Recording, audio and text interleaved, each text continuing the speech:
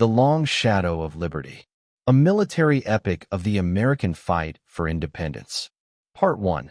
The Shot That Never Faded, 1775. The old man's hands trembled as he tightened the worn leather strap around his wrist. It was 1833, and the scars had long turned pale, but memory never aged. Outside the small wooden house in western Pennsylvania, the wind moved through tall grass like musket smoke drifting across a battlefield. The man closed his eyes, and for a moment, he was no longer 76. He was 17 again. April 19th, 1775. Lexington Green. The first shot had not sounded like thunder. It had sounded small, almost accidental, and yet it had changed the world. My name is Samuel Carter, son of a blacksmith, born a British subject and forged, against my will, into an American soldier. I remember standing in the early dawn, dew soaking my boots, watching Captain John Parker pace before us. He looked tired, old, determined. "Stand your ground," he said quietly. "Don't fire unless fired upon. But if they mean to have a war, let it begin here." Those words didn't feel heroic then. They felt like a death sentence. Across the green, the redcoats formed ranks, British regulars, disciplined, polished, deadly. Among them stood a young lieutenant named Edward Mallory, a man I would come to know far too well. No one knows who fired first. What I know is this: when the smoke cleared, 8 men lay dead, and innocents died with them. I ran that morning, not from fear, but from destiny pulling me forward. That was the beginning. Part 2, Blood and Mud, 1775 to 1776. War, I learned quickly, was not made of speeches or flags. It was made of hunger. We followed General George Washington north, a tall man with a quiet authority that made you straighten your back even when your stomach was empty. He did not promise victory. He promised endurance. At Bunker Hill, we proved we could stand against the British, but at terrible cost. I watched my closest friend, Thomas Hale, fall with a ball through his throat. He tried to speak. He never finished the sentence. By winter, we were barely soldiers, just men wrapped in rags. Then came Valley Forge. If hell exists on earth, it wears the face of winter. Men froze to death at night. Others deserted. Some prayed. Some cursed Washington. But he stayed. I remember seeing him alone in the snow, head bowed, lips moving. A general praying not for glory, but for his army to survive. It was there I decided I would never leave. Not until this war decided who we truly were. Part 3. The Crossing, 1776. Christmas night. The river was black, thick with ice, and death waited on the far shore. Washington stood in the boat like a statue carved from resolve. The Delaware River did not care that we were cold, hungry, or afraid. It only cared whether we would cross. We did. At Trenton, we struck the Hessians before dawn. It was not a glorious battle. It was desperate, brutal, and necessary. I saw Washington ride through gunfire, shouting orders, bullets tearing the air around him. For the first time, I believed, not hoped, that we might win. Victory tasted like blood and gunpowder, but it tasted better than despair. Part 4. The Man Who Burned, 1777. By 1777, the war had learned our names. Not our titles, our names. I had survived long enough to earn a sergeant's chevron stitched crookedly onto my coat. The coat itself was patched with enemy cloth, stained with old blood that no amount of river washing could remove. That year, I met Benedict Arnold.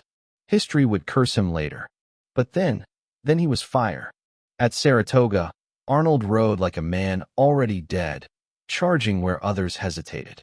I saw him rally broken lines, his voice raw, his horse bleeding beneath him. He passed me once, eyes burning with a desperate need to prove something. To the Congress, to Washington, perhaps to himself. "Move, damn you," he shouted. We did. Saratoga broke the British spine in the north. When General Burgoyne surrendered, men wept openly. Not from joy alone, but from relief. France would soon join us. But something dark took root in Arnold that autumn. I saw it in the way officers spoke over him, in the promotions denied, in the silence that followed his victories. War does not only wound bodies. It corrodes souls. Part 5. Brothers in the Smoke, 1778 to 1780. The war moved south like a sickness. The Carolinas were not battlefields. They were killing grounds. British regulars, loyalist militias, patriot irregulars, everyone hunted everyone. No uniforms at night. No mercy in the morning. I served under General Nathaniel Greene, a man who understood that survival could be victory. We retreated, struck, vanished, and struck again. At Guilford Courthouse, the ground shook with cannon fire. The British technically won, but they bled so badly it felt like defeat. It was there I encountered Edward Mallory again, the British lieutenant from Lexington, now a hardened captain. We locked eyes across the smoke. He hesitated. So did I. Then the world exploded around us. Later that night, I found him wounded behind a stone wall. He raised his pistol, but couldn't lift his arm. You could have killed me, he said. So could you, I answered. We both lowered our weapons. That night, enemies shared water and silence. By dawn, we were enemies again. War teaches strange lessons. Part 6. The Traitor's Shadow, 1780. The news spread like wildfire. Benedict Arnold had betrayed us. West Point, sold to the British. Men cursed his name. Some cried. Others stared into nothing. I felt something worse than anger. I felt understanding. Not agreement, never that. But understanding how a man could break under the weight of neglect, pride, and bitterness. Arnold fled. Major John Andre was hanged. The war hardened after that. Trust became scarce. Commanders watched their own men more closely than the enemy.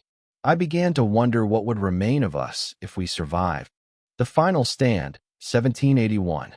By 1781, I had become a man shaped by fire, blood, and cold nights in the wilderness. I had lost friends, ideals, and a part of myself I would never find again. We marched to Virginia under the command of General George Washington and French General Rochambeau, hoping to corner Lord Cornwallis at Yorktown. Every step was heavy with the weight of years of struggle. The siege was brutal.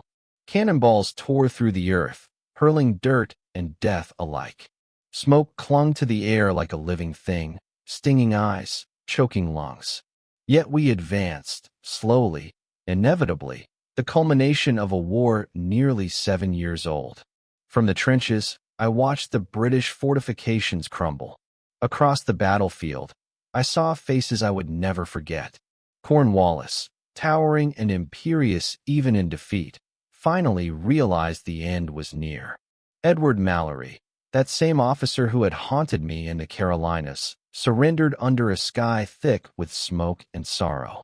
I knelt beside him, blood on both our hands, and for a moment, no one was a foe.